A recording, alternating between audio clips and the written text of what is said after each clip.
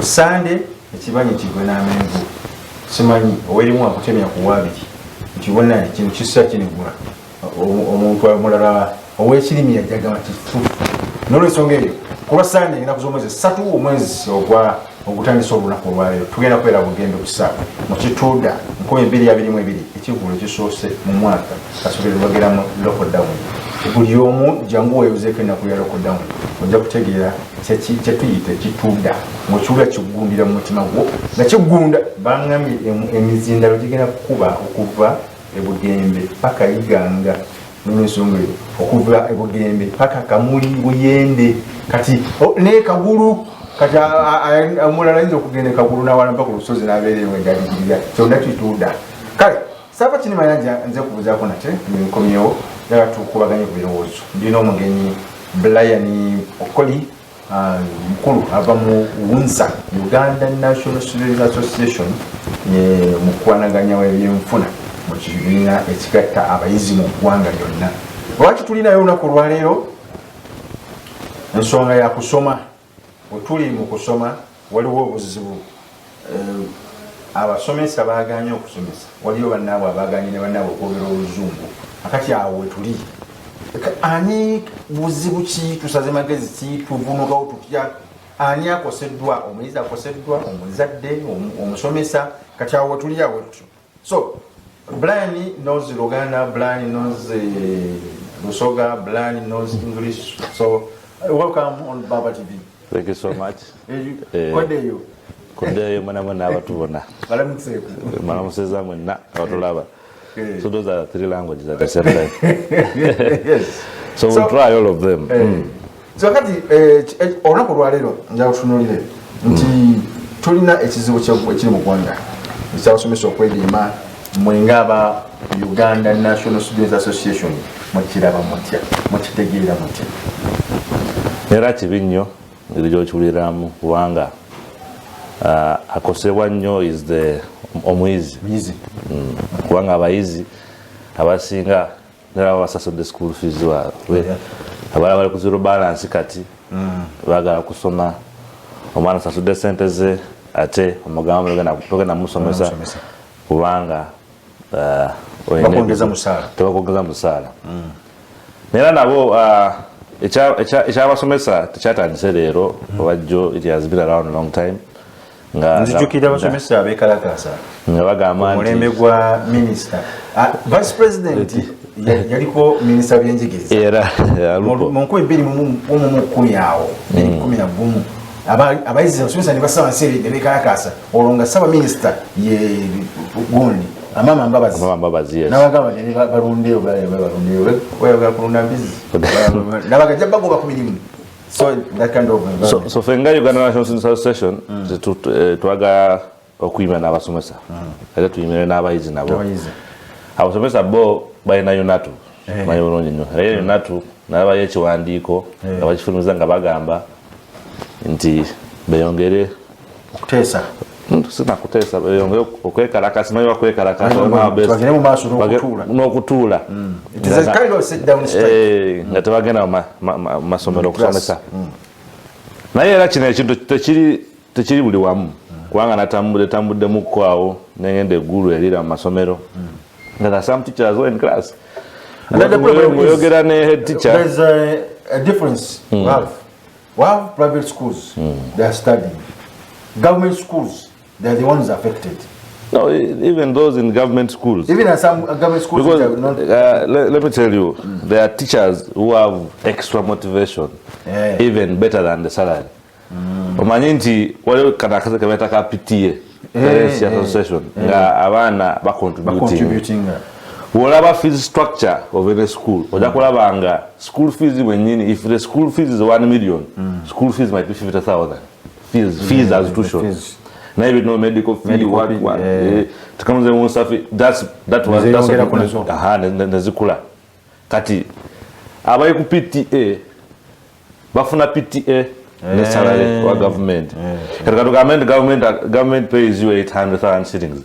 Nga PTA ofuna million yem. That's for 1.8. So why would you go to class? Or no, get no. So at a small scale, Chubanga Manti, wali abali mu kusomesa n'abekalakasa ogeze colleges bekalakasa. Have you gone there? I don't think they're not. They're studying. That means the government schools depends on the arrangement of the head teacher. Nukulabo you not to tolozandi you not to be byekola buli omabi manyi. You not also to akabala balero kumbi wanonga bavayo bagamba kati aha ebyasala chabe ko secretary general chabe ka arts teacher. Yeah, Arabika. Yeah. Because on the salary scale, chabe arts teacher.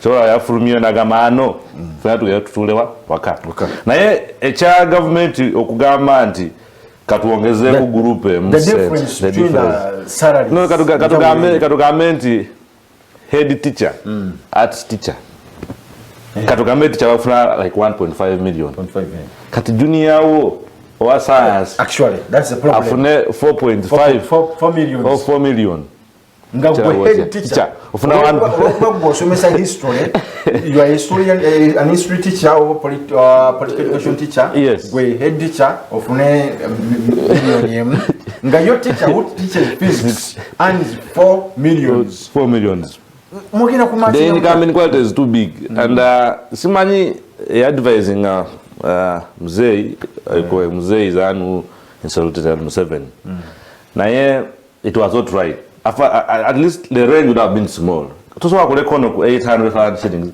not 4 million. It's the same load. Now we are calling a man to so I Newton zero in Uganda.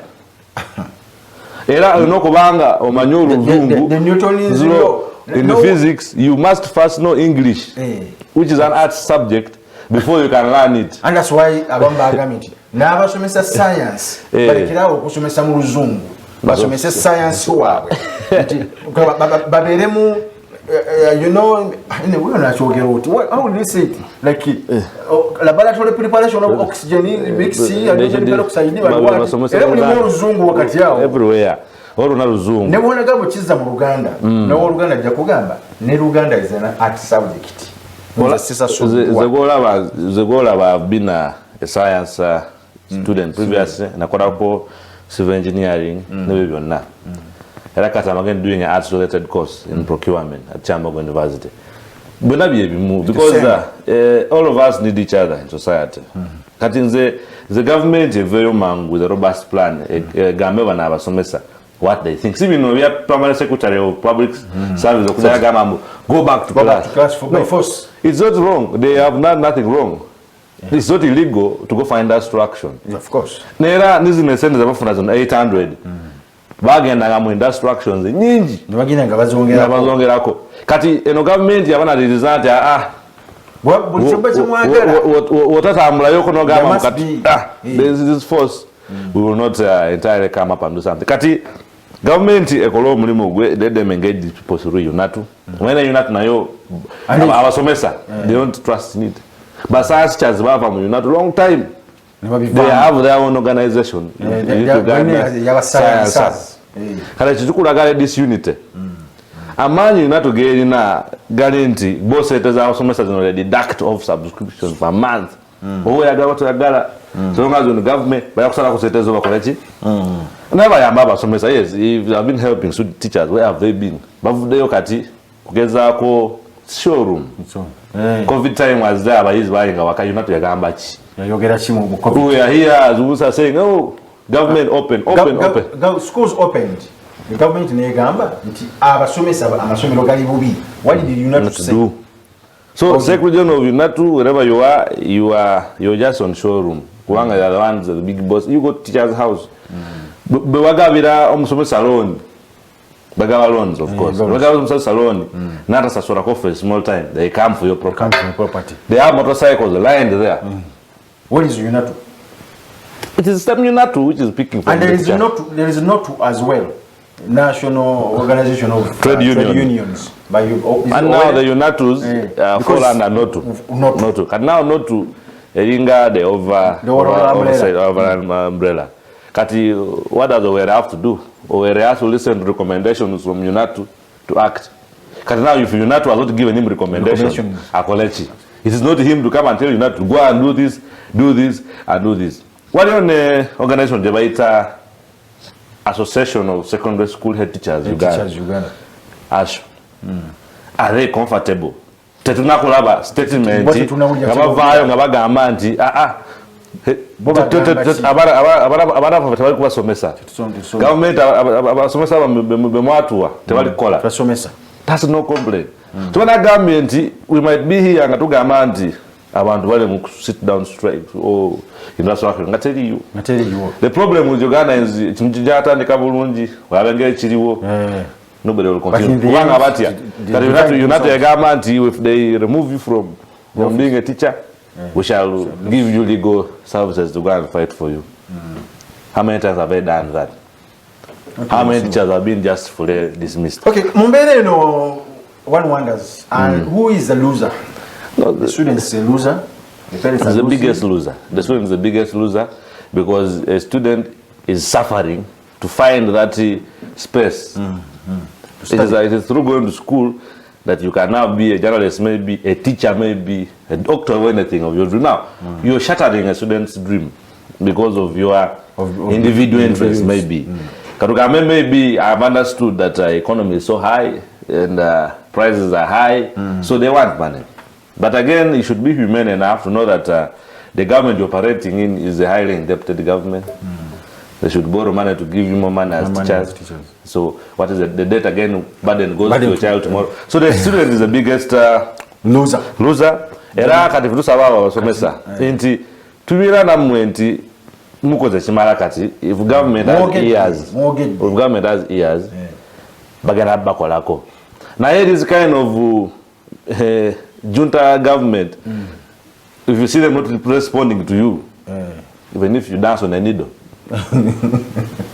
Okay, olakujo naliyeko n'ababaka ba parliament.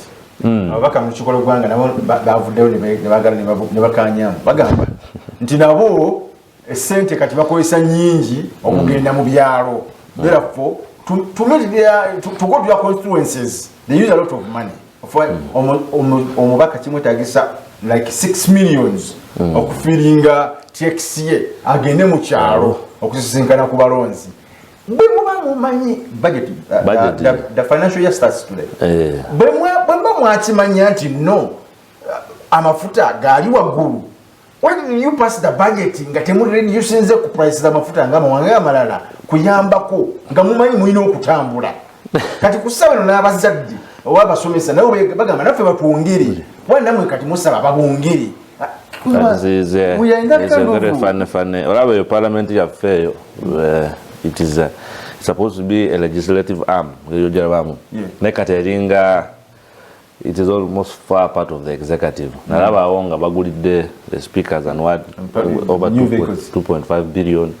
That is to brain, you know, in leadership. When you start doing that, there is something maybe of interest. Kati is trying to marginalize the house. Kati members of parliament, since they often are nyinji. Nayate ofuka member of parliament ofuna in position utategera nti buli omu kukyalo anyway abakula bagwe scholarships you everything is you naye bokugamba nti kati abafuta what is expensive then balimba kubanga let them bear the burden. Of course wali ofuna 40 million shillings per se na gwe mu mbeera zo you save 20 after spending 20 in a month your constituency save 10 now. President Yakoba tuli muogo. Bali muogo. Ate muogo. Tulija kulya muogo. Nimwe muliye.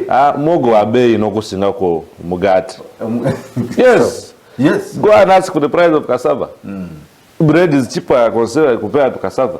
So Mzee Museveni also was on showroom saying Taina bya kuogera, but he has to come to address the nation. Okay. And that's the state he was in. As Unsa.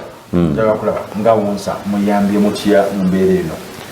As Unsa twaze in play soka ne tu engaging a secretary general of UNATU.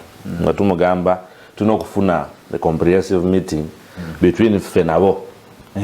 Tuwa weside ya ffe ngaba easy what we want because magamba what we during the time they closed down schools where were teachers they had changed to pastors, some of them they had changed to real agriculturists. That the title of teacher was withdrawn. And these are people. And now, by no kutegera nti omwana omusomi Unsa is the mother of the ministry. Without students, do you have Minister of Education? No. Without students, do you have the teachers in place? Whom are you teaching? Unless you're a herbalist as a teacher, you want to teach people in the village how to mix herbal. Now, kati fetugambe yona tutuogere. Twawandikire Minister of Education, Permanent Secretary. Ngatumubuuza omanyi ne minister wafe nawulira nti yali musomesa. Of course, she's a teacher. I had. No, both are teachers. I said the Minister of Education, Janet Kataka Museveni, a graduate teacher, and then Dr. Geno Chrysostom, yes, the Minister of Higher Education, the assistant, the Deputy Minister, is a doctor. He has even a doctorate in education. In education, so they know what they are talking about. But see now, we have a statement in the Ministry of Education clearly on this strike. Na public service jabatadeko, they are the ones here fighting here because they are in charge of salary increment and what. So but also as minister, yes, we engage the PS. Let us have an official statement as Minister of Education on what our stand is. Yes. One minister is government, your strike is useless. Of course. Your line minister is saying your strike is useless. Yes. Your recruitment was from there. You will go back to class by force. However, the teachers might continue striking, thinking there is some small hope from Minister of Education. Maybe they are negotiating when there is zero. But kaidukira kale ke baba ko banti benda ba teachers nga balina degree. Anti baba myaka 10. 10 years. Or was the degree they go back for go and upgrade. Aye myaka 10 na kugema nga okale kufuna degree you go home. So so the teachers are facing a lot of no, you're telling a teacher to go to get a degree. A degree cost at this point is not less than 2 million. A semester. You're giving a teacher 700. He has 6 children. He's paying school for the same 6 children. He's renting somewhere. Not every school has teachers' houses. You want them to start stealing to make sure they have all these needs in play. Okay. It's okay. Government bagenda wasoma degree. Give the public universities. Give them free scholarships. As a state. Now besides kato muntu ali at 50 years teaching a diploma again to school for 3 years after degree. In 7 years 55 I know retiring. By 60 I think. Around 60. By 60 I know retiring. So 7 years with this degree to take it home. I think the new recruitment just should say no to diploma and those ones remain in that line of doing work. Unsa. Singa the more enteseganya zigana. What next? For Tugamani, the first is dialogue. Of course. In everything. Tuogera just orally. Tuogera nga tuandika. Kuwanga chino kuwera on record, iti Unsa yawandika. Minister na turning down on request. Wale chisere cha high fuel prices. Tuwandika speaker. The Tumugamba, please, we want to meet you on this issue. They were turning down request. Abana bava ne bekarakasa. So it was on record na twakola omulimu gwaffe okubengeejinga nti listen katako these students are doing badly off. Rebagana to listen to us twala abana bakungamu Chambogo universities then they moved to the parliament. Then they arrested them. Now that was the better message they wanted. Now for us we will not choose violence first. So we shall also call for a strike now and also our students. Don't go to, in fact, force them to go to class because they pay tuition. Yes, teachers, when a person has paid for a service, it is not their business to know they have not been paid. If I paid $1 million for tuition, and students are still calm because we haven't issued anything document in that direction. We are also giving you an ultimatum of 2 weeks. Your strike continues without you engaging with the government. Also, we shall also say, okay, we have paid, you have paid. You either go to class by force. If not that, we also refund the money. Refund the money. Refund the money because why I'm paying is to get the basic thing is knowledge, not the food I'm eating in your school or the bed space. The basic thing is the primary reason is get knowledge. So we're not at that level. Let's dialogue within this time of the 2 weeks I've talked about. When it's done, we'll also announce because we have the biggest number by the way. A very strong organization of this kind when we instruct. I tell you, that day when Jessica Lupo was still the Minister of Education, and there was that demonstration, and the Minister of Information was Maria Kororo Kurutu by then. I called her, I told her, please, can you talk about this thing? Can you come down the situation? Because when teachers fail to go to class, the next step will be worse. She was like, no, you know, it is simple, it is easy, let it be. But time came for the news at around 9 p.m. All TV stations were showing Genja districts. Students marched to the council or Educ quarters. Yes. They marched. But if students march really... The minister had to call me and say, is this what you were meant? Yes. We are the majority and we are also stakeholders. Yeah. There is that big... Of course, the parents also are in play. But the parents have an option within the PTA, the Parents Teachers Association. I believe PTA should be a very big stakeholder in this because the teachers and parents associate from there. Now the parents are the ones who look for the tuition fees. The teachers are the ones saying, no, you can't go to class. The parents have paid the tuition, the teachers are... So we now want to see a very big discussion. And the PTA is nowhere. And these are strong organizations. Although I'm a chairperson of alumni of Rock High School, Tororo. Tororo? Yes, I'm the chair of the alumni of all students. And the PTA there is relatively strong, and they also have decisions up to the board of governors. Okay. So PTA should also come in. But what are parents saying? Are they comfortable? Actually, not learning. Comfortable. Teachers, their interest is salary. So they should use their PTA association to advocate for their students. Because if PTA writes saying we also withdrawing our students from you, or writes to headmaster saying we have given you 1 week, make sure things are back to normal. So there are all these avenues of dialogue. Yes. Abayizi bekalakasiza abasomesa bekalakasiza abayizi baliwaka mugambe nti mubawadde Wiiki Bbiri be sorting. Otherwise we are instructing. Is that what the president Museveni yakyogeramu kyanyuma yakati oli wakomerera nnyo nolanga kulondola yimira mu sorting kati you are giving them 2 weeks they sorting if they fail. So they say we shall also instruct our structures because we are the ones who are the most vulnerable in this case.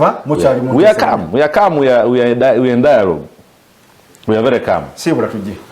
Mwebale nokuona Baba TV kunchola lero abasogama namwe natuvenda ino mpulire mu waliyo muja kudigida tulije ekituda kusande era tuja kuida era tweta abana abasomera bena abali eyo mubusoga abasomera asuse emyaka 18 mwide mubungi muwagire abasomera mwena abali ku masomero and those who at school mwebale nokubaku wawulira nti those students of Makerere Babingham Masomero. Very bad, unfortunate. The students of Makerere University who were dismissed unjustly because of belonging to NUP and organizing a general assembly.